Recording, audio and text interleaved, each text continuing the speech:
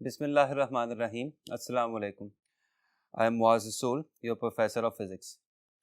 Students, आज हमने इस लेक्चर में आप लोगों का चैप्टर नंबर 5 डिस्कस करना है और चैप्टर नंबर 5 के सिलसिले में हम लोगों ने law of conservation of angular momentum से लेकर तो इस चैप्टर के लास्ट आर्टिकल यानी Newton and Einstein review of gravity तक डिस्कशन करनी है। सो आइए अपना काम शुरू करते हैं।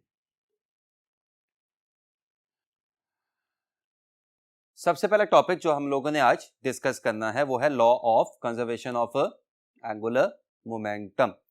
ये बिल्कुल उसी तरह ही है जिससे आप लोगों ने law of conservation of linear momentum discuss किया था, जिसको अगर मैं थोड़ा सा रिकॉल करवा दूं तो total momentum of an isolated system remains constant. Linear momentum isolated system का हमेशा कांस्टेंट रहता है और वहां पे आइसोलेटेड सिस्टम ऐसा सिस्टम होता था जिस पे बाहर से कोई फोर्स ना लग रही हो। लेकिन ये स्टेटमेंट या ये डेफिनेशन लीनियर डायनामिक्स के लिए थी।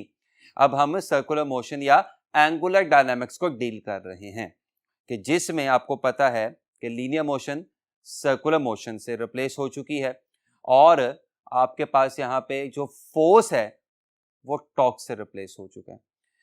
लिहाजा अब स्टेटमेंट थोड़ी सी तब्दील हो जाएगी और चेंज हो जाएगी। अब law of conservation of angular momentum के मुताबिक total angular momentum of an isolated system remains constant. आप देखें लीनियर की जगह क्या आ गया, एंगुलर आ गया। और अब आइसोलेटेड सिस्टम कौन सा सिस्टम होगा कि जिस पे बाहर से कोई क्या ना लग रहा हो, टॉर्क ना लग रहा हो। रिमेंबर वहां पे आइसोलेटेड सिस्टम की शर्त फोर्स का जीरो होना होता था, यहां पे आइसोलेटेड सिस्टम की शर्त टॉर्क का जीरो होना होता है।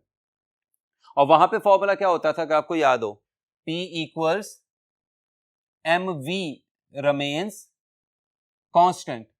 और यहां पे भी आप देखें तो आपको एग्जैक्ट एनालॉगस बिहेवियर दिखाई दे रहा है। लीनियर मोमेंटम की जगह क्या आ गया, एंगुलर मोमेंटम। मास की जगह क्या आ गया, moment of inertia. Linear velocity की जगह क्या आ गई, एंगुलर वेलोसिटी। यानी जिस तरह mv का प्रोडक्ट कांस्टेंट होता है, आई ओमेगा का प्रोडक्ट भी कांस्टेंट होता है।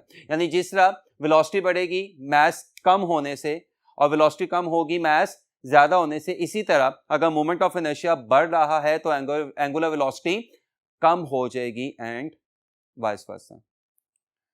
एक मिसाल जो आप लोगों की टेक्स्ट बुक में भी दी हुई है और वो आपकी एक्सरसाइज का शॉर्ट क्वेश्चन भी है कि why does the diver change his body position before and after diving in the pool. A prime example of law of conservation of angular momentum.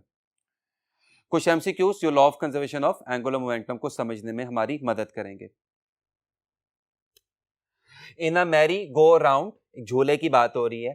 10 students are sitting which is rotating at a constant angular speed of 20 radians per second। एक झूला है वो अपने axis के गिर्द 20 radians per second से क्या कर रहा है, रोटेट कर रहा है।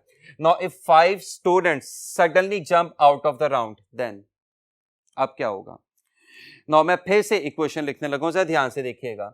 L इक्वल्स आई ओमेगा, और आप सबने प्रीवियस लेक्चर में पढ़ा था कि मोमेंट ऑफ इनर्शिया क्या होता है, एम आर स्क्वेयर। इसका क्या मतलब हुआ, L equals M R square omega. अब यहां पे सिचुएशन बड़ी सिंपल सी है। पहले उस झूले में कितने स्टूडेंट्स बैठे हुए थे, 10। अब उसमें कितने बैठे हुए हैं, 5, क्योंकि 5 ने अचानक छलांग लगा दी। इसका मतलब क्या हुआ कि झूले पे मौजूद स्टूडेंट्स की मास पहले के मुकाबले में क्या हो गई, कम हो गई। और अगर मास क्या हो रही है, कम हो रही है, तो L यानी एंगुलर मोमेंटम को कांस्टेंट रखने के लिए, बराबर रखने के लिए ओमेगा में क्या हो जाएगा, इजाफा हो जाएगा। यानी जो ही वो बच्चे झूले से जंप लगाएंगे और झूले में बच्चों की तादाद पहले के मुकाबले में कम हो जाएगी, इसका मतलब वहां पे मास सिस्टम की डिक्रीज कर रही है, मोमेंट ऑफ इनर्शिया सिस्टम का डिक्रीज कर रहा है। इससे एंगुलर वेलोसिटी यानी ओमेगा इंक्रीज कर जाएगा और एंगुलर मोमेंटम हमेशा क्या रहेगा, कांस्टेंट रहेगा। अगर आप ध्यान से देखें तो अल्फा में हमें यही दिखाई दे रहा है, ओमेगा विल इंक्रीज। बीटा में हमें यही दिखाई दे रहा है, आई विल डिक्रीज। चूंकि मास कम हो रहा है तो मोमेंट ऑफ इनर्शिया भी कम हो जाएगा। और चार्ली में मुझे क्या दिखाई दे रहा है, एल विल रिमेन कांस्टेंट। लिहाजा आपके इस एमसीक्यू का आंसर क्या होगा, delta, all of this. Next MCQ देखिएगा, और इससे मिलता जुलता आप लोगों ने चैप्टर 5 की टेक्स्ट बुक में चैप्टर 5 की एक्सरसाइज का एक न्यूमेरिकल भी किया होगा। अर्थ assumed to be a sphere is revolving around its own axis with a speed that it completes one rotation in 24 hours. What will be its new time if its radius becomes 1/4? जमीन अपनी axis के गिर्द एक चक्कर एक दिन में यानी 24 घंटे में पूरा करती है। अगर किसी वजह से जमीन का रेडियस पहले के मुकाबले में 4 गुना कम हो गया यानी 1/4 हो गया, तो बताएं जमीन अब अपनी एक्सिस के गिर्द एक चक्कर कितनी देर में पूरा करेगी?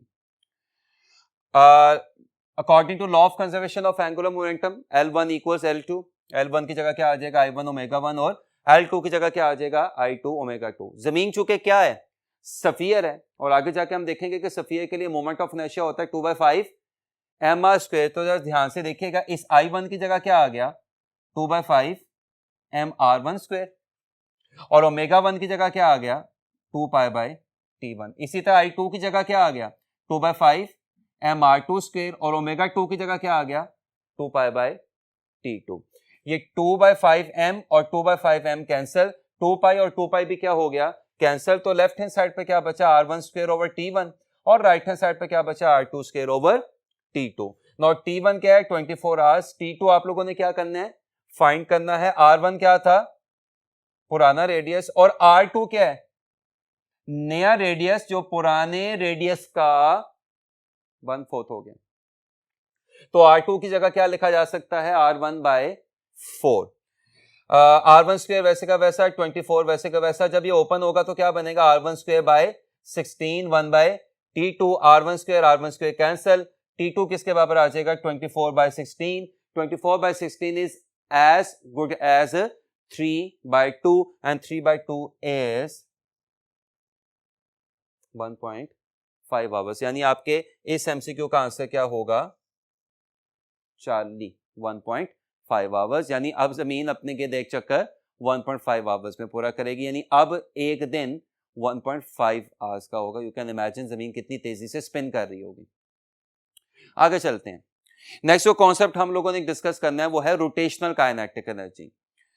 ट्रांसलेशनल काइनेटिक एनर्जी जिस्म की ट्रांसलेशनल मोशन का बायस बनती है, और रोटेशनल काइनेटिक एनर्जी जिस्म की अपने गिर्द रोटेशन का बायस बनती है। फॉर एग्जांपल सड़क पे जब कोई गाड़ी चल रही होती है तो उसका पहिया रोटेट करता हुआ आगे जा रहा होता है। अब ये जो पहिया है ये दो मोशंस अंडरगो कर रहा है, आगे की ट्रांसलेशनल मोशन भी और अपने एक्सिस के गिर्द रोटेशनल मोशन भी। तो इस पहिए के पास दोनों किस्म की काइनेटिक एनर्जीज होंगी, ट्रांसलेशनल काइनेटिक एनर्जी जो इसको आगे लेके जा रही है, और रोटेशनल काइनेटिक एनर्जी जो इसको इसके एक्सिस के गिर्द रोटेट करवा रही है। अगर मैं किसी तरह गाड़ी के अगले हिस्से को ऊपर की तरफ उठा लूं किसी मशीन की मदद से और पहिया हवा में ही घूमना शुरू हो जाए, तो अब ऐसे पहिए के पास सिर्फ क्या मौजूद होगी रोटेशनल काइनेटिक एनर्जी मौजूद होगी। रोटेशनल काइनेटिक एनर्जी का फॉर्मूला भी एनालॉगस टेक्निक से आ सकता है by using the formula for translational kinetic energy. आप सबको पता है ट्रांसलेशनल काइनेटिक एनर्जी का फॉर्मूला क्या होता है हाफ mv²। तो अगर मैं m की जगह उसका एनालॉगस यानी मोमेंट ऑफ इनर्शिया रिप्लेस कर दूं और v की जगह उसका एनालॉगस यानी एंगुलर वेलोसिटी रिप्लेस कर दूं, तो फॉर्मूला हाफ mv² से चेंज होके क्या हो जाएगा half I ω²। And this is the expression for rotational kinetic energy. अब इसमें याद रखिएगा कि डिफरेंट शेप्स के लिए फॉर्मूलाज रोटेशनल काइनेटिक एनर्जी के डिफरेंट हो जाएंगे, क्योंकि डिफरेंट शेप्स के लिए आपको पता है कि मोमेंट ऑफ इनर्शिया की वैल्यूज क्या होती हैं डिफरेंट होती हैं। फॉर एग्जांपल डिस्क के लिए मोमेंट ऑफ इनर्शिया की वैल्यू क्या होती है हाफ mr², आपकी टेक्स्ट बुक में लिखा हुआ है। होप या रिंग के लिए मोमेंट ऑफ इनर्शिया की वैल्यू क्या होती है mr²। सॉलिड स्फीयर के लिए मोमेंट ऑफ इनर्शिया की वैल्यू क्या होती है 2/5 mr²। रिमेंबर सॉलिड स्फीयर ऐसा स्फीयर होता है जो अंदर से भरा हुआ हो। तो यहां से आप एक एमसीक्यू का रिजल्ट सुन लें कि सॉलिड स्फीयर के लिए मोमेंट ऑफ इनर्शिया क्या होता है 2/5 mr²। अगर हॉलो स्फीयर हो तो उसके लिए मोमेंट ऑफ इनर्शिया क्या होगा 2/3 mr²। यानी हॉलो स्फीयर के लिए मोमेंट ऑफ इनर्शिया 2/3 mr² हो जाएगा। चलिए बात को आगे लेके चलते हैं। और रॉड के लिए मोमेंट ऑफ इनर्शिया क्या होता है 1/12 ml²। m इन तमाम फॉर्मूलाज में आने वाली रिस्पेक्टिव ऑब्जेक्ट्स की क्या है, मैसेज हैं, जबकि r उन ऑब्जेक्ट्स के रेडियस को शो कर रहा है और रॉड के केस में l रॉड की लेंथ को शो कर रहा है। अब यहां पे आप देख सकते हैं कि मैंने मुख्तलिफ रिजल्ट्स एमसीक्यूज की शक्ल में तो नहीं लिखे, लेकिन इस तरह से लिख दिए कि आप इससे आसानी से अंदाजा लगा सकते हैं कि किस किस्म के एमसीक्यू आ सकते हैं। मसलन हमारे पास एक इनक्लाइंड प्लेन है कि जिसके टॉप पे क्या मौजूद है, एक डिस्क। इनक्लाइंड प्लेन की हाइट आपको कितनी दिखाई दे रही है, h। जब आप इस डिस्क को रिलीज करेंगे तो ये रोटेट करती हुई किधर आएगी, नीचे आएगी। ये रोटेट करती हुई नीचे आ रही है, इसका क्या मतलब है, इसका मतलब यह है कि इसके पास दो किस्म की काइनेटिक एनर्जीज होंगी, ट्रांसलेशनल हाफ mv² और रोटेशनल 1/4 mv², चूंकि डिस्क का मोमेंट ऑफ इनर्शिया 1/2 mr² होता है। इसका एक और मतलब भी है कि जैसे जैसे डिस्क नीचे आती जाएगी इसकी पोटेंशियल एनर्जी किस में कन्वर्ट होती जाएगी, काइनेटिक एनर्जी में। तो वहां से आप जब decrease in potential energy is equal to increase in kinetic energy का एक्सप्रेशन लगाएंगे तो बॉटम पे आप डिस्क की वेलोसिटी निकाल लेंगे विच इज √4/3gh। जब यही प्रिसाइज कैलकुलेशन आप किसके लिए करेंगे, उसी इंक्लाइन प्लेन के टॉप पे मौजूद लाई करने वाले हुप या रिंग के लिए, तो हुप या रिंग के लिए ट्रांसलेशनल काइनेटिक एनर्जी क्या आती है 1/2 mv² और रोटेशनल काइनेटिक एनर्जी भी क्या आती है 1/2 mv²। तो एमसीक्यू विद इन एमसीक्यू के हुप या रिंग के लिए ट्रांसलेशनल और रोटेशनल काइनेटिक एनर्जीज के फॉर्मूलाज आइडेंटिकल होते हैं, यानी जब आप इनकी रेशियो निकालेंगे तो आंसर क्या आएगा 1:1। और बॉटम ऑफ द प्लेन पर हुप की वेलोसिटी क्या हो जाएगी, √gh। ये दो आर्टिकल आपकी बुक में भी हुए हैं। अब कुछ ऐसी बातें जो बुक में नहीं हुई हुई, मसलन अगर इसी इंक्लाइन प्लेन के टॉप पे क्या रखी होती, एक रॉड, तो वो भी बिल्कुल इसी तरह रोटेट करती हुई नीचे आनी थी और उसके पास भी दोनों एनर्जीज होनी थी, ट्रांसलेशनल काइनेटिक एनर्जी 1/2 mv² और रोटेशनल काइनेटिक एनर्जी 1/24 mv²। और अब इस बॉटम पे इस रॉड की स्पीड क्या हो जाएगी 24/3 √gh के, जिसको ऑफ कोर्स √8gh भी लिखा जा सकता है, क्योंकि 24/3 ऑफ कोर्स 8 होता है। और अगर इसी इंक्लाइन प्लेन के टॉप पे क्या पड़ा हो, एक सॉलिड सफियर पड़ा हो, तो फिर सॉलिड सफियर की translational kinetic energy 1/2 mv², rotational kinetic energy 1/5 mv² और सॉलिड सफियर की इस प्लेन के इस इंक्लाइंड प्लेन के बॉटम पे वेलोसिटी क्या होगी, √10/7 gh। नेक्स्ट जो कॉन्सेप्ट हम लोगों ने देखना है वो है आर्टिफिशियल सैटेलाइट। कॉन्सेप्ट सबसे पहले न्यूटन ने अपनी बुक प्रिंसिपिया में दिया था कि जिसके मुताबिक फर्ज करें ये जमीन है, अर्थ, अगर इससे कुछ हाइट पे जाके मैं एक ऑब्जेक्ट को यूं हॉरिजॉन्टली थ्रो करता हूं तो तीन पॉसिबिलिटीज हैं। जरूरत से कम वेलोसिटी पे ये ऑब्जेक्ट प्रोजेक्टाइल बनाता हुआ जमीन पे गिर जाएगा, जरूरत से ज्यादा वेलोसिटी पे ये ऑब्जेक्ट टेंजेंट के अलोंग मूव करता हुआ जमीन की ग्रेविटी से कहां चला जाएगा, बाहर चला जाएगा और इसके वेलोसिटी वाला कॉन्सेप्ट आ जाएगा। लेकिन एक एग्जैक्ट वेलोसिटी होती है कि जिस पे अगर आप इस ऑब्जेक्ट को हॉरिजॉन्टली फेंकें तो ना ये जमीन पे गिरेगा और ना ये जमीन से बाहर जाएगा, बल्कि इसके ऑर्बिटल पाथ का कर्वेचर जमीन की सरफेस के कर्वेचर से मैच कर जाएगा। रिजल्ट, ये ऑब्जेक्ट इस प्लैनेट या जमीन के गिर्द क्या करना शुरू कर देगा, सर्कुलर पाथ में मूव करना शुरू कर देगा। प्लैनेट के गिर्द रिवॉल्व करने वाली चीज सैटेलाइट कहलाती है। इसका मतलब बड़ा सिंपल सा है कि एक चांद यानी moon is our natural satellite. इंसानों ने अपनी टेलीकम्युनिकेशन पर्पस के लिए जमीन के गिर्द आर्टिफिशियल सैटेलाइट्स भी सेटअप की हुई हैं जो जमीन के गिर्द चक्कर लगा रही हैं और साथ साथ जमीन की इंफॉर्मेशन यूजफुल मकासद के लिए इस्तेमाल करने में हमारी मदद कर रही है। ऐसी एक सैटेलाइट कि जो जमीन से इग्नोरेबल फासले पे जमीन के गिर्द क्या कर रही हो, रिवॉल्व कर रही हो, वो आर्टिफिशियल सैटेलाइट एक मखसूस वेलोसिटी से मूव कर रही होती है। और ये सर्टेन या मखसूस जो वेलोसिटी है इसका फॉर्मूला होता है v = √gr and this is known as critical velocity. आप सबको पता है कि g किसके बराबर होता है, 9.8 मीटर पर सेकंड स्क्वायर। आप सबको पता है कि capital R radius of earth किसके बराबर होता है 6400 किलोमीटर्स। तो अगर मैं ये वैल्यू यहाँ पर प्लेस करूं तो क्रिटिकल वेलोसिटी का आंसर क्या आ जाएगा 7.9 किलोमीटर पर सेकंड। सो तकरीबन 400 किलोमीटर पे मूव करने वाली सैटेलाइट, और ये 400 किलोमीटर क्या है सैटेलाइट का जमीन की सरफेस से फासला, और 400 किलोमीटर बहुत बड़ी हाइट है, लेकिन इसको आप 6400 किलोमीटर यानी जमीन के रेडियस के हिसाब से क्या कर सकते हैं, इग्नोर कर सकते हैं। तो तकरीबन 400 किलोमीटर की हाइट पे रिवॉल्व करने वाली सैटेलाइट क्रिटिकल वेलोसिटी से रिवॉल्व कर रही होती है कि जिसकी वैल्यू कितनी होती है 7.9 किलोमीटर पर सेकंड, और ये सैटेलाइट जमीन के गिर्द एक चक्कर कितनी देर में पूरा करेगी 84 मिनट्स में पूरा करेगी। लेकिन जरूरी नहीं है कि तमाम सैटेलाइट्स की वेलोसिटी इतनी ही हो, यानी 7.9 ही हो, 7.9 किलोमीटर पर सेकंड ही हो। सो मैंने यहाँ पे अब मुख्तलिफ पॉसिबिलिटीज आपके साथ यहाँ पे शेयर कर दी है। जरा ध्यान से देखिएगा, अगर वेलोसिटी 11 किलोमीटर पर सेकंड हो, यानी अगर आप सैटेलाइट को जमीन से एक खास हाइट पे जाके किस वेलोसिटी से लॉन्च कर रहे हैं, 11 किलोमीटर पर सेकंड से लॉन्च कर रहे हैं या 40,000 किलोमीटर पर आवर से लॉन्च कर रहे हैं, तो ऐसी सैटेलाइट टेंजेंट के लॉन्ग मूव करते हुए जमीन की ग्रेविटी से कहां चली जाएगी, बाहर चली जाएगी। लेकिन अगर आप किसी सैटेलाइट को किस से लॉन्च करते हैं, 27,000 किलोमीटर पर आवर से लॉन्च करते हैं, तो फिर वो सैटेलाइट जमीन के गिर्द सर्कल पाथ बनाएगी, यानी जमीन के गिर्द सर्कुलर पाथ में ऑर्बिट करेगी।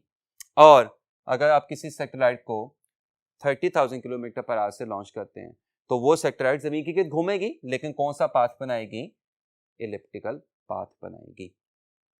सो ये 3 या 4 एमसीक्यूज के रिजल्ट हैं जो अक्सर पूछे जाते हैं कि किस वेलोसिटी पे क्या होगा और किस वेलोसिटी पे क्या नहीं होगा। नेक्स्ट जो बात मैंने आपसे करनी है वो भी आपकी टेक्स्ट बुक में मेंशन नहीं हुई भी, लेकिन क्योंकि फ्रीक्वेंटली इससे एमसीक्यू पूछे जाते हैं, लिहाजा ये भी आपसे मैं यहाँ पे डिस्कस करना चाहता हूँ। वेरिएशन ऑफ जी। हमें पता है कि जब हम ऊपर जाते हैं तो जी में कमी आनी शुरू हो जाती है। इनफैक्ट याद रखिएगा, जमीन पे मूव करते हुए भी जी कम हो जाता है और जी ज्यादा हो सकता है। मसलन अगर आप इक्वेटर से पोल पे जाते हैं तो जी में इजाफा होना शुरू हो जाता है। इनफैक्ट जी की मैक्सिमम वैल्यू कहां पे आती है, पोल्स पे। लेकिन ये बहस बाद में, अभी हम बहस कर रहे हैं हाइट के साथ और डेप्थ के साथ। तो सबसे पहले डेप्थ के साथ फर्स्ट करें कि this is earth, this is centre of earth, तो यहां से लेके यहां तक ये क्या कहलाएगा, रेडियस ऑफ अर्थ। आप यहां से चले और नीचे आना शुरू हो गए, यानी सरफेस ऑफ अर्थ से किधर जाना शुरू हो गए, सेंटर ऑफ अर्थ की तरफ जाना शुरू हो गए। और फर्स्ट करें कि आपने कितनी डेप्थ कवर कर ली, x। तो अब यहां पे यानी सरफेस से x डिस्टेंस नीचे, यानी सरफेस से x डेप्थ पे ग्रेविटेशनल एक्सेलरेशन का फॉर्मूला क्या होगा, gx equals g into 1 minus x over r। जबकि इसमें जाहिर सी बात है r क्या है, रेडियस ऑफ अर्थ, x क्या है, वो डेप्थ जो आपने कवर की है, g क्या है, gravitational acceleration on surface of the earth, और gx क्या है, gravitational acceleration on x depth. तो क्या रिजल्ट मिला कि जब आप जमीन की सरफेस से गड्ढा खोद के नीचे यानी सेंटर ऑफ अर्थ की तरफ जाना शुरू हो जाएंगे, और जैसे जैसे x बढ़ता जाएगा ग्रेविटेशनल एक्सेलरेशन एक्चुअली कम होता जाएगा। यानी जमीन से नीचे सेंटर ऑफ अर्थ की तरफ जाने से g ग्रेविटेशनल एक्सेलरेशन कम होना शुरू हो जाता है। एंड व्हाट अबाउट हाइट, तो इधर देखिएगा, again this is earth, this is centre of earth and this is radius of earth. First करें आप यहां से मूव करके यहां पे आ गए, और अब आपकी जमीन से हाइट कितनी है, h।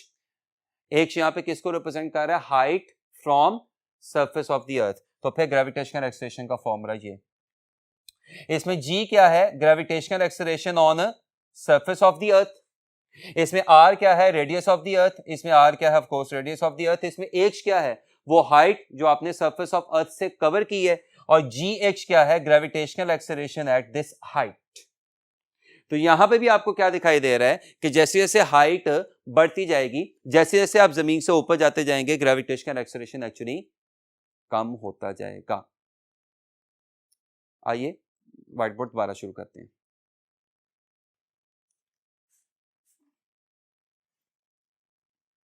अब ये जो दो फॉर्मूलाज मैंने आपके साथ डिस्कस किए, वेरिएशन ऑफ जी के इनकी कुछ प्रैक्टिकल एप्लीकेशंस एमसीक्यूज की शक्ल में देखने की कोशिश करते हैं, जिसके सिलसिले में सबसे पहला एमसीक्यू देखिएगा। At what height from surface of earth the value of G, of course gravitational acceleration, becomes 1/9 of its value as that on surface of the earth where r is the radius of the earth। अब अभी मैंने आपके साथ formula discuss किया, अगर आपको याद हो, variation of g with height. क्या फॉर्मूला था variation of g with height का? gh equals g into r over r plus h का होल स्क्वायर। मैं फिर रिकॉल कर दूं, इसमें ये जी क्या है? Gravitational acceleration on surface of the earth. Capital R किसको शो कर रहा है? रेडियस ऑफ द अर्थ को। और एच किसको शो कर रहा है? वो हाइट को, कि जहां पे आप सरफेस ऑफ अर्थ को छोड़ के चले गए हैं। और जी एच उस हाइट पे ग्रेविटेशनल एक्सेलरेशन को शो कर रहा है। अब जरा ध्यान से देखिएगा, जी आर ओवर आर प्लस, मैं जानबूझ के दो चीजें मिस कर गया हूं ताकि आपका ध्यान उधर हो और मुझे समझाने में आसानी हो। वो कह क्या रहा है कि वो हाइट बताएं, यानी एच आपने फाइंड करना है कि जिस हाइट पे ग्रेविटी जमीन की ग्रेविटी से 1/9 हो जाए, यानी ग्रेविटेशनल एक्सेलरेशन सरफेस वाले ग्रेविटेशनल एक्सेलरेशन का 1/9 हो जाए। अब इस तरह लिखने से आपको फायदा क्या होगा, जरा ध्यान से देखिएगा। तो जी और जी क्या हो गया? कैंसिल। तो लेफ्ट हैंड साइड पे क्या बचा? 1/9, और राइट हैंड साइड पे क्या बचा? r over r plus h का होल स्क्वायर। अब अगर मैं दोनों तरफ क्या ले लूं? स्क्वायर रूट ले लूं। अगर मैं दोनों तरफ स्क्वायर रूट ले लूं तो 1/9 क्या बन जाएगा? 1/3, और ये क्या बन जाएगा? r over r plus h। ये r प्लस h इधर क्या हो रहा है? डिवाइड, उधर जाके क्या हो जाएगा? मल्टीप्लाई। और ये 3 इधर क्या हो रहा है? डिवाइड, उधर जाके क्या हो जाएगा? मल्टीप्लाई। और जब ये r इधर प्लस हो रहा है, उधर जाके क्या हो जाएगा? माइनस हो जाएगा। तो h किसके बराबर आ जाएगा? 2r। यानी आपके इस एमसीक्यू का आंसर क्या होगा? Beta 2r। यानी आप जमीन से कितना ऊपर चले जाएं? ट्वाइस ऑफ द रेडियस ऊपर चले जाएं, तो तब ग्रेविटेशनल एक्सेलरेशन की वैल्यू जमीन वाली वैल्यू से 9 गुना कम हो जाएगी, यानी 1/9 हो जाएगी। अच्छा, ये तो हो गया हाइट का एमसीक्यू जो मैंने आपके साथ यहाँ पे डिस्कस कर दिया। नाउ अभी हमने हाइट के साथ एमसीक्यू देख लिया कि हाइट के साथ जी कैसे तब्दील होता है। अब नेक्स्ट एमसीक्यू देखिएगा कि जिसमें हम डेप्थ के साथ डिस्कशन करेंगे। एमसीक्यू देखिएगा, wait of an object is 200 Newton at surface of अर्थ। एक ऑब्जेक्ट है, उसका सरफेस ऑफ अर्थ पे वजन कितना है? 200 न्यूटन है। Its weight at centre of earth is. बताएं इसका वेट सेंटर ऑफ अर्थ पे क्या होगा। ना इसको समझाने के लिए फर्स्ट करें, this is earth and this is radius of the earth and this is centre. ना मैंने आपको बताया था कि अगर आप जमीन से x डेप्थ नीचे चले जाएं, कितना नीचे चले जाएं? x गहराई में चले जाएं, तो ग्रेविटेशनल एक्सेलरेशन की वैल्यू क्या हो जाती है? कम होकर g into 1 minus x over R. मैं फिर बता दूं कि इसमें g क्या है? Gravitational acceleration on surface of the earth. इसमें कैपिटल R क्या है? Radius of the earth. इसमें स्मॉल x क्या है? वो डेप्थ जो आपने कवर की है नीचे जाते हुए, यानी सरफेस ऑफ अर्थ से सेंटर ऑफ अर्थ पे जाते हुए। और जी एक्स बेसिकली क्या है? Gravitational acceleration at this depth. अब उसका सवाल क्या है कि आप कहां पे चले गए हैं, या वो ऑब्जेक्ट कहां पे चला गया है? सेंटर ऑफ अर्थ पे। अब अगर वो ऑब्जेक्ट कहां पे चला गया है? सेंटर ऑफ अर्थ पे चला गया है, इसका मतलब वो यहां से मूव करके यहां पे आया। जब वो यहां से मूव करके यहां पे आया है, तो इसका क्या मतलब हुआ? उसे कितनी डेप्थ कवर कर ली होगी? जितना जमीन का क्या होगा? रेडियस होगा, यानी एक्स आर के इक्वल हो गया। अब अगर एक्स आर के इक्वल हो गया, तो इस वैल्यू को अगर मैं यहां पर प्लेस करूं, तो gx किसके बराबर आएगा? g into 1 minus r over r. And what is r over r? 1. What is 1 minus 1? 0. तो ग्रेविटेशनल एक्सेलरेशन आपको क्या दिखाई दे रहा है? 0. तो अगर सेंटर ऑफ अर्थ पे ग्रेविटेशनल एक्सेलरेशन क्या हो गया? 0 हो गया, तो सेंटर ऑफ अर्थ पे इस ऑब्जेक्ट का वेट यानी mg वो भी क्या हो जाएगा? 0 हो जाएगा. आपके इस एमसीक्यू का आंसर क्या आएगा? अल्फा यानी 0. आप देख सकते हैं यहां से आप कितने सारे एमसीक्यूज बन सकते हैं. मसलन सेंटर ऑफ अर्थ पे वेटलेसनेस हो जाती है. मसलन सेंटर ऑफ अर्थ पे ग्रेविटी एग्जिस्ट नहीं करती. मसलन सेंटर ऑफ अर्थ पे ग्रेविटेशनल एक्सेलरेशन 0 हो जाता है. मसलन सेंटर ऑफ अर्थ पे किसी भी चीज का वेट 0 हो जाएगा. ध्यान से सुनिएगा, सेंटर ऑफ अर्थ पे सिंपल पेंडुलम का टाइम पीरियड इंफिनिटी हो जाएगा. अब ये क्यों होगा? आप सबको पता है कि सिंपल पेंडुलम के लिए टाइम पीरियड का फॉर्मूला क्या होता है? t equals 2 pi square root l over g. अब अगर g क्या हो गया? सेंटर ऑफ अर्थ पे 0 हो गया, तो समथिंग ओवर 0 इज इंफिनिटी. और अगर अब g के 0 होने की वजह से सिंपल पेंडुलम का टाइम पीरियड क्या हो गया है? इंफिनिटी हो गया है, तो सिंपल पेंडुलम की फ्रीक्वेंसी 0 हो जाएगी. क्योंकि आपको पता है फ्रीक्वेंसी 1 ओवर t होगी, तो 1 over infinity is of course 0. Next जो टॉपिक हम लोगों ने देखना है वो अगर आपको याद हो तो इस चैप्टर का एक इंतहाई अहम लॉन्ग क्वेश्चन होता था, लेकिन जाहिर सी बात है कि यहाँ पे हमने लॉन्ग क्वेश्चन के पॉइंट ऑफ व्यू से तो उसको देखना ही नहीं, हमने तो एमसीक्यूज के पॉइंट ऑफ व्यू से देखना है. मैं बात कर रहा हूँ रियल एंड अपेरेंट वेट की. रियल वेट वो फोर्स कि जिसके तहत जमीन किसी भी चीज को अपने सेंटर की तरफ खींचती है, वो फोर्स उस चीज का रियल वेट कहलाता है. फॉर्मूला आपने अपनी प्रीवियस क्लासेस में भी पढ़ा हुआ है, W इक्वल्स mg. जबकि अपेरेंट वेट क्या होता है? आप जब भी किसी चीज का वेट किसी मशीन की मदद से मेजर करते हैं तो that is known as apparent weight. आप देख सकते हैं डेफिनेशन मैंने लिखी हुई है, मेजर्ड बाय एनी डिवाइस. तो real weight is actually W equals mg और apparent weight is the weight of an object measured by spring balance और एनी वेट मेजरिंग डिवाइस. अब यहाँ पे बच्चा सवाल करता है कि इसका क्या मतलब हुआ कि क्या हम कभी एक्चुअल वेट फाइंड कर ही नहीं सकते? तो मैंने ये हरगिज नहीं कहा कि अपेरेंट वेट गलत होगा, क्योंकि बहुत सारी पॉसिबिलिटीज हो सकती हैं. यह भी हो सकता है कि मशीन जो आपको आंसर दे रही है दैट इज अपेरेंट वेट वो एक्चुअल वेट के इक्वल हो. यह भी हो सकता है कि मशीन जो आपको आंसर दे रही है दैट इज अपेरेंट वेट वो एक्चुअल वेट से ज्यादा हो जाए. यह भी हो सकता है कि मशीन जो आपको आंसर दे रही है दैट इज अपेरेंट वेट वो एक्चुअल वेट से कम हो जाए. बहुत सारी पॉसिबिलिटीज मौजूद हैं. कब कौन सा रिजल्ट आएगा ये इस बात पे डिपेंड कर रहा होता है कि ऑब्जेक्ट की प्रेजेंट हालत क्या है. मसलन यहां पे आप कुछ केसेस हमारे सामने आ जाते हैं. फॉर एग्जांपल केस नंबर 1 देखिएगा. When object is at rest और मूविंग विद यूनिफॉर्म वेलोसिटी. अब इसमें याद रखिएगा कि T का मतलब है अपेरेंट वेट और W का मतलब है रियल वेट. तो अब पहला केस देखें क्या है कि जब ऑब्जेक्ट किससे मूव कर रहा हो? यूनिफॉर्म वेलोसिटी से मूव कर रहा हो या किस हालत में हो? रेस्ट में हो. आपको पता है दोनों सिचुएशंस में एक्सेलरेशन क्या हो जाएगा? 0 हो जाएगा. चाहे ऑब्जेक्ट रुका हुआ है चाहे ऑब्जेक्ट यूनिफॉर्म वेलोसिटी से मूव कर रहा है, दोनों सिचुएशन में एक्सेलरेशन क्या हो जाएगा? 0 हो जाएगा. तो इस सिचुएशन में अपेरेंट वेट और रियल वेट एक दूसरे के इक्वल हो जाते हैं. यानी अब जो मशीन आंसर देगी वो एक्चुअल आंसर होगा. यानी मशीन अब जो आंसर बता रही होगी वो उस जिस्म का एक्चुअल वेट होगा. रिमेंबर हम रियल वेट को एक्चुअल वेट भी कह सकते हैं. दूसरा केस देखिएगा. When object is moving upwards with an acceleration. जब ऑब्जेक्ट ऊपर की तरफ किसी एक्सेलरेशन के साथ जा रहा हो, तो अब इस सिचुएशन में यह फॉर्मूला क्या शो कर रहा है कि अपेरेंट वेट रियल वेट से ज्यादा हो जाएगा.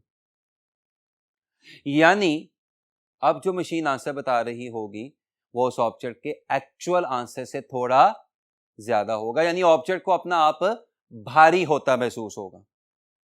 तीसरा केस क्या है? When object is moving downward with an acceleration. जब ऑब्जेक्ट किसी एक्सेलरेशन के साथ नीचे आ रहा हो, तो अभी इस सिचुएशन में फॉर्मूला आपको क्या बता रहा है कि अपेरेंट वेट एक्चुअल वेट से कम हो जाएगा.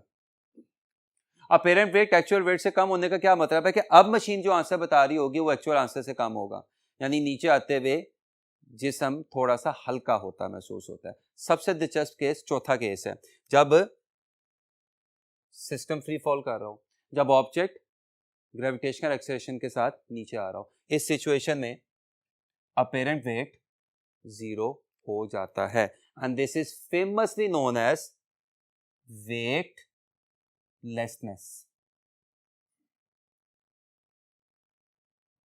इसको वेटलेसनेस भी कहते हैं।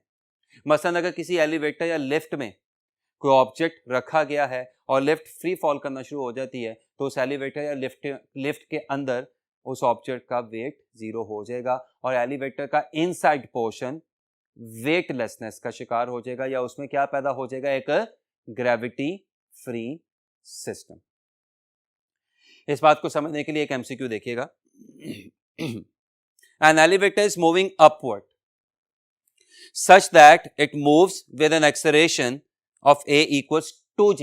एक एलिवेटर ऊपर की तरफ जा रही है और उसका एक्सेलरेशन क्या है, twice of 9.8 मीटर पर सेकंड स्क्वायर है। What will be the real weight of the percent of mass in it?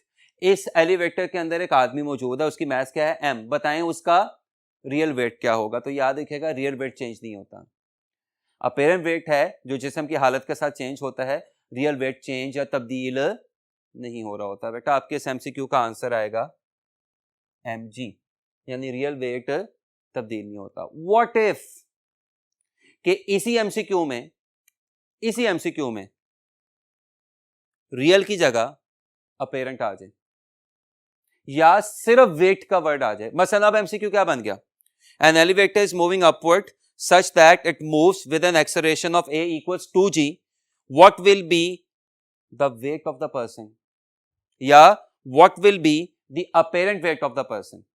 तो अब अगर ऐसे किसी भी एमसीक्यू में उसने वेट से पहले रियल नहीं लिखा हुआ, तो याद रखिएगा उससे मुराद क्या होगा, अपेरेंट वेट होगा। तो इसका मतलब जब उसने रियल वेट मेंशन करना होगा तो वो क्या यूज करेगा, रियल वेट। लेकिन जब उसने अपेरेंट वेट मेंशन करना होगा तो या तो वो क्या यूज करेगा, अपेरेंट वेट, या वो क्या यूज करेगा, सिर्फ वेट का वर्ड। तो चलिए ये बहस तो हो गई। अब इसकी तरफ आते हैं कि अगर इस एमसीक्यू में रियल की जगह क्या आ जाए, अपेरेंट वेट आ जाए, तो फिर इस एमसीक्यू का आंसर चेंज हो जाएगा। कैसे चेंज होगा, उसके लिए एमसीक्यू मैंने आपके सामने 2 दफा पढ़ दिया। होपफुली एमसीक्यू आपको अच्छे तरीके से अब समझ आ गया होगा। ऑब्जेक्ट एलिवेटर के अंदर पड़ा हुआ है और एलिवेटर किधर जा रही है, a इक्वल्स 2g के साथ ऊपर। इसका मतलब ये कौन सा केस है, ये दूसरा केस है। और दूसरे केस में क्या होता है, T equals W plus ma। No T क्या है, अपेरेंट वेट या वेट जो आप लोगों ने क्या करना है, फाइंड करना है। W क्या है, रियल वेट, किसके बराबर होता है, mg। और A क्या है, सिस्टम का एक्सेलरेशन, और सिस्टम किस एक्सेलरेशन के साथ ऊपर जा रहा है, 2g के साथ। तो अब अपेरेंट वेट का आंसर क्या आ जाएगा, या वेट का आंसर क्या आ जाएगा, 3mg। यानी ये जो एमसीक्यू मैंने आपके साथ डिस्कस किया, ये 2 एमसीक्यू बन गए। अगर इस एमसीक्यू में रियल वेट का वर्ड यूज हो तो आंसर आएगा mg, कोई तब्दीली नहीं आएगी। और अगर इस एमसीक्यू में वेट या अपेरेंट वेट का वर्ड यूज हो तो फिर इस एमसीक्यू का आंसर हो जाएगा 3mg। यानी अब अपेरेंट वेट एक्चुअल वेट से 3 गुना ज्यादा हो जाएगा। आगे चलते हैं, आर्टिफिशियल ग्रेविटी। अभी मैंने आपके साथ डिस्कस किया कि जब भी कोई चीज फ्री फॉल कर रही होती है तो उसके अंदर तमाम चीजों का वेट जीरो हो जाता है। इनफैक्ट उसका अपना वेट भी क्या हो जाता है, जीरो हो जाता है। अब यहाँ पे बड़ी एक अजीब सी सिचुएशन सामने आ गई कि जो सैटेलाइट है वो जमीन के गिर्द एक्चुअली क्या कर रही होती है, फ्री फॉल कर रही होती है। अब यहाँ पे बच्चा ये सवाल करता है कि अगर सैटेलाइट जमीन के गिर्द फ्री फॉल कर रही है तो सैटेलाइट जमीन पे गिर क्यों नहीं जाती। हम श्योर आपको रूटीन की क्लासेस में बताया गया होगा कि वो बेचारी सैटेलाइट अपनी तरफ से जमीन पे गिरने की ही कोशिश कर रही होती है, लेकिन उसे गिरा जा नहीं रहा होता, इसलिए कि उसके ऑर्बिटल पाथ का कर्वेचर जमीन की सरफेस के कर्वेचर से मैच कर जाता है। तो ऐसी सैटेलाइट के पास इसके अलावा कोई ऑप्शन नहीं होती कि वो जमीन के गिर्द ऑर्बिट करना शुरू कर दे। अब एक सैटेलाइट जो जमीन के गिर्द ऑर्बिट कर रही है वो एक्चुअली क्या कर रही है, वो फ्री फॉल कर रही है। इसका क्या मतलब होगा कि उस सैटेलाइट के अंदर मौजूद तमाम चीजों का वेट जीरो होगा। इसका मतलब उस सैटेलाइट में अगर कोई एस्ट्रोनॉमर्स मौजूद हैं, कोई साइंटिस्ट मौजूद हैं तो उनका वेट भी क्या होगा, 0 होगा और वो वेटलेसनेस का शिकार होके हवा में उड़ते फिरेंगे। ये चीज कुछ देर के लिए तो काफी फन हो सकती है, लेकिन with the passage of time normal routine work करने में मुश्किलात का बायस भी पैदा करेगी। लिहाजा किया क्या जाता है कि सैटेलाइट के अंदर एक आर्टिफिशियल ग्रेविटी पैदा की जाती है। और आर्टिफिशियल ग्रेविटी कैसे पैदा की जाती है? सैटेलाइट को उसके एक्सिस के गिर्द स्पिन करवा के। अब जब सैटेलाइट अपनी एक्सिस के गिर्द स्पिन करना शुरू करती है तो सैटेलाइट के अंदर मौजूद जो भी एस्ट्रोनॉट है उस पर दो फोर्सेस लगती हैं। एक फोर्स किधर को लगती है? सेंट्रीपिटल फोर्स, बाहर की तरफ। रिएक्शन के तौर पे वो एस्ट्रोनॉट फ्लोर को यानी सैटेलाइट के फर्श को ऑपोजिट डायरेक्शन में प्रेस करना शुरू कर देता है, जिसके नतीजे में एक्शन और रिएक्शन की बिल्कुल उसी तरह की फोर्सेस पैदा हो जाती हैं जैसे हमारी जमीन पे पैदा होती हैं। वेट नीचे की तरफ, नॉर्मल रिएक्शन ऊपर की तरफ। इस तरह से सैटेलाइट को उसके एक्सिस के गिर्द घुमा के स्पिन करवा के सैटेलाइट में क्या पैदा की जाती है? आर्टिफिशियल ग्रेविटी पैदा की जाती है। सवाल पैदा होता है कि सैटेलाइट में आर्टिफिशियल ग्रेविटी पैदा करने के लिए सैटेलाइट को कितना तेजी से घुमाना पड़ेगा? तो उसके लिए ये फ्रीक्वेंसी का फॉर्मूला है। यानी अगर आप चाहते हैं कि एक सैटेलाइट कि जिसका रेडियस क्या है? r, रिमेंबर ये r यहां पे सैटेलाइट का रेडियस है। अगर आप चाहते हैं कि एक सैटेलाइट के जिसका रेडियस क्या है r, उसमें जमीन जैसी ग्रेविटी पैदा हो जाए यानी 9.8 मीटर पर सेकंड स्क्वायर वाली ग्रेविटी पैदा हो जाए तो आपको उस सैटेलाइट को उसके एक्सिस के गिर्द इस फ्रीक्वेंसी से घुमाना पड़ेगा। और अगर ये उस सैटेलाइट की फ्रीक्वेंसी का एक्सप्रेशन है तो ऑफ कोर्स ये उस सैटेलाइट के टाइम पीरियड का एक्सप्रेशन हो जाएगा, जबकि आप सबको पता है कि टाइम पीरियड फ्रीक्वेंसी का रेसिप्रोकल होता है। यहां पे एक बड़ा दिलचस्प रिजल्ट आ रहा है क्या कि सैटेलाइट का साइज जितना बड़ा होता जाएगा, सैटेलाइट का रेडियस जितना बड़ा होता जाएगा, उसमें आर्टिफिशियल ग्रेविटी पैदा करने के लिए आपको उसको उतना ही कम फ्रीक्वेंसी से घुमाना पड़ेगा, स्लो घुमाना पड़ेगा। और सैटेलाइट का रेडियस जितना छोटा होता जाएगा, सैटेलाइट का रेडियस जितना कम होता जाएगा, उसमें आर्टिफिशियल ग्रेविटी पैदा करने के लिए आपको उसको उतना ही तेजी से घुमाना पड़ेगा। नेक्स्ट जो बात हम लोगों ने करनी है वो जियो स्टेशनरी या जियो सिंक्रोनस सैटेलाइट। ऐसी सैटेलाइट कि जिसका ऑर्बिटल टाइम पीरियड जमीन के स्पिन टाइम पीरियड से मैच कर जाए। यानी ये सैटेलाइट जमीन के गिर्द एक चक्कर कितनी देर में लगाए? 24 आवर्स में लगाए, 24 घंटे में लगाए। ऐसी सैटेलाइट जियो स्टेशनरी या जियो सिंक्रोनस सैटेलाइट कहलाती है। ये सैटेलाइट जमीन के एक पॉइंट के ऊपर हवा में हैंग ओवर करती दिखाई देती है। It seems to hover over a particular point on the surface of earth। यानी ये जमीन के हिसाब से हमें रुकी हुई दिखाई देती है, हालांकि रुकी नहीं होती। That is why it is known as geostationary satellite। इस सैटेलाइट का जमीन के सेंटर ऑफ अर्थ से फासला यानी स्मॉल r, और रिमेंबर स्मॉल r किसके बराबर है? r plus h। r क्या है? रेडियस ऑफ अर्थ, और h क्या है? डिस्टेंस ऑफ सैटेलाइट और height of the satellite from surface of the अर्थ। तो जियो स्टेशनरी सैटेलाइट का जमीन के सेंटर से फासला r, ये फॉर्मूला फॉलो करता है। आपको पता है g यूनिवर्सल ग्रेविटेशनल कांस्टेंट है कि जिसकी वैल्यू क्या होती है? 6.67 इंटू 10⁻⁻11 न्यूटन मीटर स्क्वायर पर किलोग्राम स्क्वायर। आपको पता है कैपिटल M क्या है? मास ऑफ अर्थ की जिसकी वैल्यू क्या होती है? 6 इंटू 10⁻24 किलोग्राम। और T मैं पहले बता चुका हूं किसके बराबर है? 24 आवर्स के। और पाई आप सबको पता है क्या होता है? 3.14। तो अगर मैं तमाम वैल्यूज रिप्लेस करूं तो this comes out to be distance of this satellite from centre of the earth. और आप देख रहे हैं मैंने एक MCQ गैर महसूस तरीके से लिख भी दिया है। आप सबको पता है कि ओमेगा किसके बराबर होता है? 2 पाई बाय टी के। तो अगर मैं दोनों तरफ का स्क्वायर लूं तो ओमेगा स्क्वायर किसके बराबर आएगा? 4 pi square by T square. तो जरा ध्यान से देखें कि ये टी स्क्वायर और 4 पाई स्क्वायर फिर किससे रिप्लेस हो जाएगा? ओमेगा स्क्वायर से रिप्लेस हो जाएगा। ना ये फासला है सैटेलाइट का, कहां से? सेंटर ऑफ अर्थ से। और जो किसके बराबर है? r plus h। हमें r पता है, रेडियस ऑफ अर्थ किसके बराबर होता है? 6400 किलोमीटर। तो इसका मतलब मैं यहां से क्या कर सकता हूं? सैटेलाइट का जमीन की सरफेस से भी फासला निकाल सकता हूं, यानी सैटेलाइट की जमीन से क्या निकाल सकता हूं, हाइट, जो तकरीबन किसके बराबर होती है, 36 किलोमीटर के। और ऐसी सैटेलाइट जो जमीन के गिर्द एक चक्कर 24 घंटे में पूरा कर रही हो, यानी जियो स्टेशनरी सैटेलाइट, उसकी ऑर्बिटर वेलोसिटी 3 किलोमीटर पर सेकंड होती है। आज की बात को वाइंड अप करने की तरफ आ रहे हैं। हमारा जो सेकंड लास्ट काम है वो है कम्युनिकेशन सैटेलाइट। जियो स्टेशनरी सैटेलाइट बड़ा एक मशहूर रिजल्ट है, आपकी टेक्स्ट बुक की एक्सरसाइज का शॉर्ट क्वेश्चन भी है कि एक जियो stationery satellite longitudinal wise 120 degree cover करती है। तो इसका मतलब पूरी ज़मीन को यानी 360 डिग्री को कवर करने के लिए आपको कम से कम कितनी सैटेलाइट चाहिए होगी, 3। जियो स्टेशनरी सैटेलाइट्स का बहुत ज़्यादा जो एक कॉम्बिनेशन होता है कि जिसमें बहुत ज़्यादा जियो स्टेशनरी सैटेलाइट्स मिल के टेलीकम्युनिकेशन पर्पस अदा कर रही होती हैं, वो कहलाता है इंटरसैट सिस्टम, कि जिसमें तकरीबन 126 कंट्रीज की इन्वॉल्वमेंट मौजूद है। एक इंटरसैट 6 सैटेलाइट माइक्रोवेव्स यूटिलाइज करती है कि जिनकी ऑपरेटिंग फ्रीक्वेंसी 4, 6, 11, 14 गीगाहर्ट्ज के ऑर्डर की होती है। और एक सैटेलाइट के पास तकरीबन 30,000 टू वे कॉल्स को हैंडल करने की सलाहियत मौजूद होती है। इससे आप जियो स्टेशनरी सैटेलाइट की कम्युनिकेशन स्किल्स और पावर्स का अंदाज़ा लगा सकते हैं कि ऑर्डिनरी सैटेलाइट से कहीं ज़्यादा इफेक्टिव होती है। आज का लास्ट काम जिससे हमारी बात और ये लेक्चर वाइंड अप होगा, Newton's and Einstein review of gravity.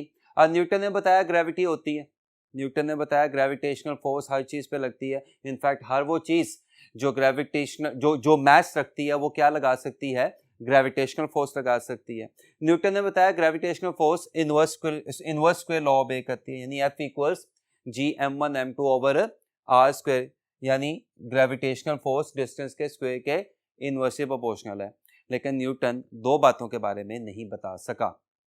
पहली बात, फोर्स का ओरिजिन क्या है, दूसरी बात, फोर्स कैसे एक जगह से दूसरी जगह ट्रांसफर होती है। तो पहले क्वेश्चन का तो आंसर आज तक नहीं पता चल सका, ग्रेविटेशनल फोर्स। इनफैक्ट किसी भी बेसिक फोर्स का सोर्स अभी तक अननोन है। दूसरा क्वेश्चन कि फोर्स कैसे एक जगह से दूसरी जगह लगती है, इसका आंसर एल्बर्ट आइंस्टाइन ने दिया था। एल्बर्ट आइंस्टाइन के मुताबिक हम जिस स्पेस में रह रहे हैं या सरवाइव कर रहे हैं उसको स्पेस टाइम भी कहा जा सकता है। और स्पेस टाइम एल्बर्ट आइंस्टाइन के मुताबिक फ्लैट नहीं है, कर्व्ड है। अच्छा, इस जुमले का मतलब क्या है? एल्बर्ट आइंस्टाइन के मुताबिक हमारी जो स्पेस टाइम है या जो स्पेस है वो बेसिकली एक रबड़ की स्ट्रेच हुई हुई शीट की तरह बिहेव करती है। और जस्ट इमेजिन, ये मेरे पास एक रबड़ की स्ट्रेच हुई हुई शीट है और मैंने इसके सेंटर पे क्या रख दिया, एक हैवी ऑब्जेक्ट रख दिया, तो क्या होगा, ये रबड़ की शीट कर्व होके बेंड हो जाएगी। हैवी ऑब्जेक्ट इसमें एक कर्वेचर पैदा कर देगा। और अगर यहां पे कोई क्या मौजूद है, कोई लाइटर ऑब्जेक्ट मौजूद है, तो वो हैवी ऑब्जेक्ट की तरफ ऐसे मूव करना शुरू कर देगा जियोडेसिस पाथ में, कि जैसे हैवी ऑब्जेक्ट लाइटर ऑब्जेक्ट को अपनी तरफ क्या कर रहा है, अट्रैक्ट कर रहा है। This is gravity according to Einstein.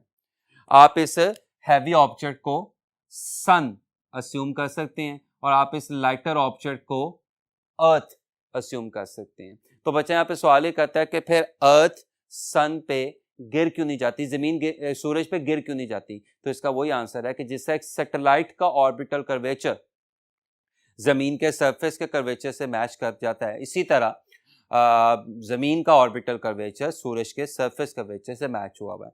यही वजह है कि सैटेलाइट की तरह जमीन सूरज के गिर्द एक्चुअली क्या कर रही है, रिवॉल्व कर रही है। 1919 यानी 1919 में एक सोलर एक्लिप्स के दौरान आइंस्टाइन की और न्यूटन की दोनों की थ्योरीज का आपस में कंपैरेटिव एनालिसिस किया गया। तो आइंस्टाइन की थ्योरी का आंसर न्यूटन की थ्योरी के आंसर से ट्वाइस यानी 2 गुना ज्यादा एक्यूरेट साबित हुआ। अब इस छोटे से आर्टिकल में एमसीक्यू के कुछ रिजल्ट्स हैं जो जाहिर सी बात है आपसे पूछे जा सकते हैं। मसलन आइंस्टाइन के मुताबिक स्पेस टाइम कर्व्ड है, स्पेस टाइम फ्लैट नहीं है। और आइंस्टाइन की थ्योरी न्यूटन की थ्योरी से कितने गुना ज़्यादा एक्यूरेट है? ट्वाइस यानी 2 गुना ज़्यादा एक्यूरेट है। होपफुली आज का लेक्चर आपको अच्छे तरीके से समझ आ गया होगा। अपना बहुत ज़्यादा ख्याल रखिएगा। अल्लाह हाफिज़।